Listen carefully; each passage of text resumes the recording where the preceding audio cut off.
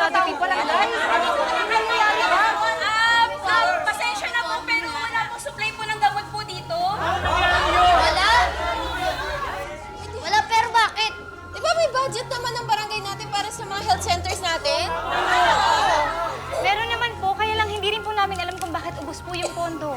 Imposibleng maubos yun. Pwera na lang kung kinurakot.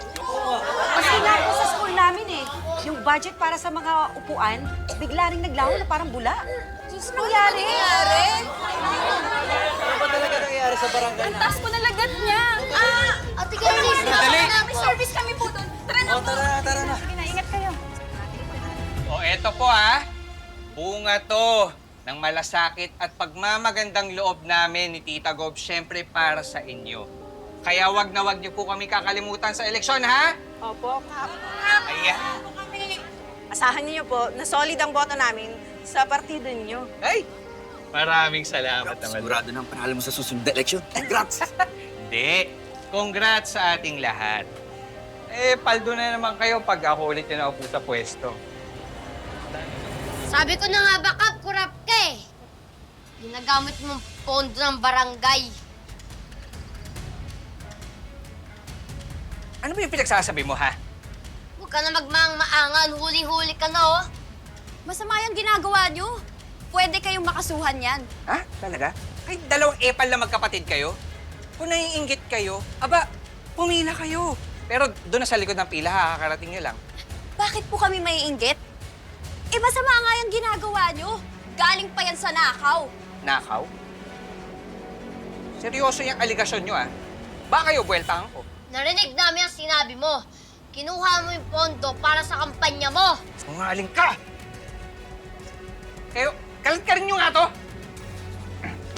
Sandali! Bitawan niyo kami! Bitawan niyo kami! Wala talaga kayong sinisinong magkapatid. Kayo, wala kayong modo! Kayo ang mas walang modo. Kapal ang mukha mo magpamudmud ng pera para lang masecure yung pwesto mo. Pero yung nasasakupan mo, pinabayaan mo na. Kasi wala kang ginawa kung hindi ubusin ang pera ng mga taong bayan. Ikaw, hayop ka talagang batang burang ka! Kuya! Kuya! Kuya! Kuya! Ano ba? Bitawan niyo kami! Nasasaktan na kami!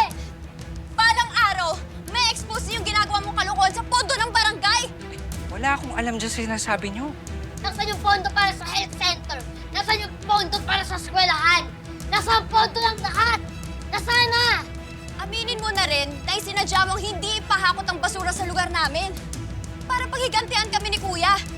Pati na rin yung mga tao sa lugar namin na hindi bumoto sa'yo. Hindi totoo yan!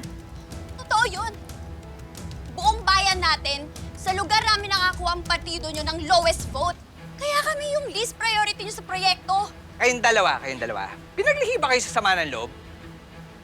Alam niyo, ito na lang. Kaysa sa kalabanin niyo ko, ba't hindi na lang kayo kumampi sa akin? Nang maambo na naman din kayo ng grasya. O, katulad nila, Kahit kailan, hindi ko bebenta ang boto ko sa'yo. Ha? Kapag binenta ko boto ko sa'yo, para ko na rin binenta ang kaluluwa ko sa demonyo. Sasabihin ako sa'yo, Sa oras na kumalam niyang sikmura mo, lalamunin mo rin lahat ng sinasabi mo. Tanda mo yan. Oy, ano pa ginagawa niyo? Kalat ka rin nyo na to. Paalisin nyo na. Ay, istorbo! Nagsama ng ugali nyo! Malis na kayo! Kuya!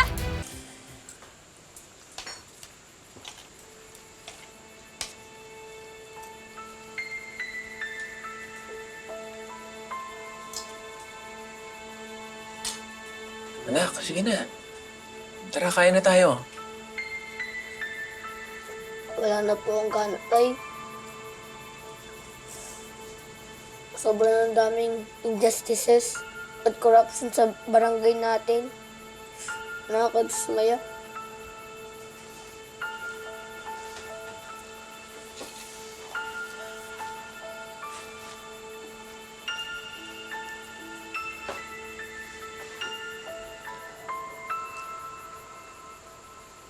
Anak, huwag kang madismaya. Darating din naman ang panahon na Mapapatalsik din yung Kapitan Jerry na yan. Paano po kayo nakakasiguro, Nay? Kanina, kitang-kita po namin ni Kuya kung paano nila binibili yung boto tsaka loyalty ng mga tao. Sinasamantala nilang kahinaan ng mga mahihirap. Tiwala lang kayo mga anak. Makakarma din yun. Yang karma, parang pelikula yan. Kung hindi now showing, coming soon naman. Mga anak, pinalaki namin kayo ng nanay ninyo na kapag kayo nasa katwiran, kapag kayo nasa panig kayo ng katotohanan, ipaglaban yung prinsipyo nyo. Nasa tama kayo eh. Huwag kayong matatakot. Pero syempre, sa mga gantong pagkakataon, aminin ko sa inyo, nag-aalala rin kami ng nanay nyo. Malaking tao ang binabangga niyo, mga anak. Maimpluwensya si Kapitan Jerry. Mapera. Makapangyarihan. Kaya, natatakot ako eh. Baka mangyari din kasi sa atin yung nangyari sa pamilya ni Sir Eduardo.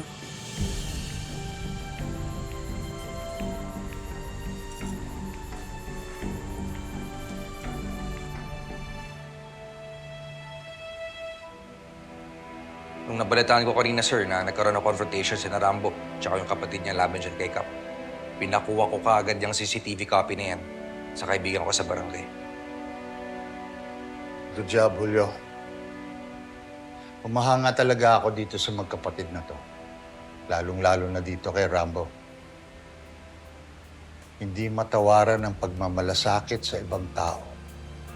Lahat lang sana, sir, may lakas ng loob na labanan ng korupsyon kagaya nila. Things would have been a lot better, sir.